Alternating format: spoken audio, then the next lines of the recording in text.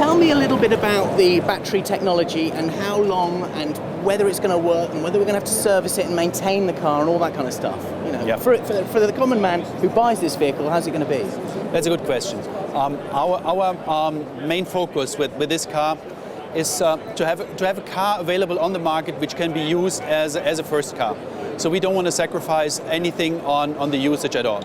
Okay. The vehicle, as you see here, is a vehicle which has a capacity size of 16 kilowatt hours. With this battery, we would be able to provide around 60 kilometers of a pure electric drive. So these 60 kilometers would be a range where no customer would emit any CO2 and no regulated emissions. Okay. What is the deal with plug-in? Do you think people are actually going to be using this on plug-in? People will use it as plug-in. The main purpose and the main focus of this vehicle is to be plugged in. There's no electricity cheaper than the one you get out of the grid, specifically at night. The range extender on the car is basically meant to bridge your mileage, your trip, your journey to the next point where you can charge it. From an efficiency perspective, charging the vehicle through the grid is the most efficient approach you can do, and just use the range extender to bridge your journey towards the next socket to charge it. How difficult has it been to build an engine for a car like this in terms of the way the technology works? Basically, it has not been that difficult to build the engine for that car. What we do, we are using electric motors which we designed and did the layout on our own, but the motors themselves will be supplied by a supplier. And the engine which we use for sustaining and for generating electricity on board for the range extender is a regular engine, an engine which is not different to the one which we are using today already. It has been modified for the steady state of producing electricity on board, but a part of that, it's basically out of the shelf a production engine which we have today on the market already. Wow. So what about maintenance of the vehicle generally then? How's it going to work? Our basic approach is that customers should not be sacrificed with the usage of that car. We would like to offer a car which can be maintained as a regular car as well. We don't want to have any additional efforts, no different maintenance approaches as for regular cars. So basically the main issue on maintenance is plugging in every night to make sure that the batteries are fully charged. A part of that, the vehicle can be handled as a regular car as well. We have placed a lot of algorithms on the car that it can run the same maintenance strategies as our basic products as well. Okay, good.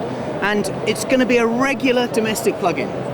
I can plug that straight into my house. Exactly. No See, the basic idea which we have is to provide full flexibility. Once again, we don't want to sacrifice usage.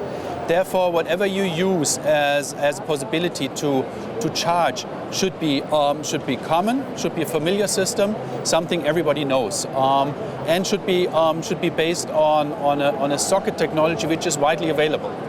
So you will see specifically later on in the UK, you will see the plug is exactly the same as any electric system you have at your household anyhow. Okay. And I understand there's some smart technology in the charging, so that you will charge at a certain time of night and you will, it'll cut in at the right moment. The cheapest way of charging the car is really doing it at night when electricity rates are low. Yeah. What the car itself can offer is you can really preset the charging of the car. The worst thing which could happen is that people need to get up at night to plug the car in and get it charged. That's something which we don't want to do. You can plug, whenever you come home from work, you can plug in the car and you can program your car to be charged really at the lowest rate hours. Somewhere closely after midnight till 4 o'clock in the morning. That's normally the lowest rates. The overall charge would not take longer than 2.5 hours. So by this presetting, you would be really able to utilize the cheapest way of charging the car. Okay. This is the drivetrain unit for the car. So I talked through the technology yesterday. So that is the drivetrain of the car. You can see the T-shaped batteries, which are located in the tunnel area and the under seat area. That is basically the battery size which we offer. That's a 16 kilowatt battery. The battery itself is then supplying electricity to the electric motor.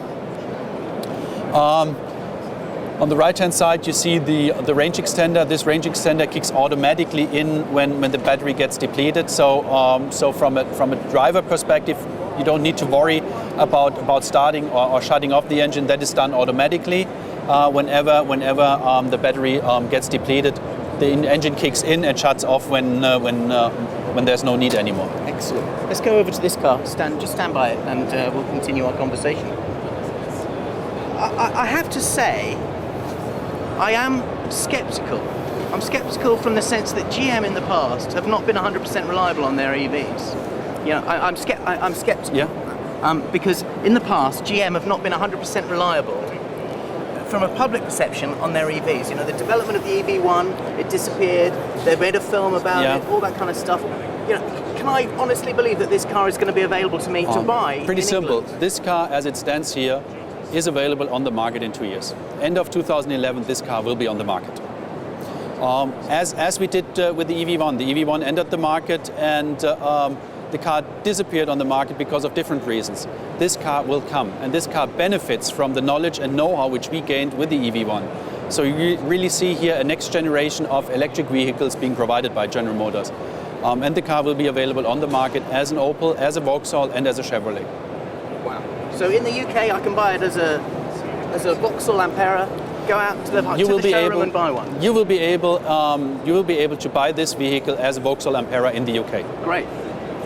Well, we love it, and it can only be. The great thing about it is that it can probably be a one car family car. It is. So no need for two, like the second small electric or anything else.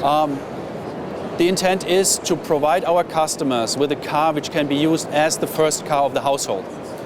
We don't want to sacrifice here usage either. We want to have something which is available on the market. It can be driven as a second or third car, no doubt about that.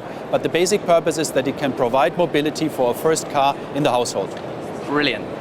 Well, best of luck with it. I'm pleased to see Thanks. it's here. Thanks. It's good news. We're looking forward. Yeah, thank you.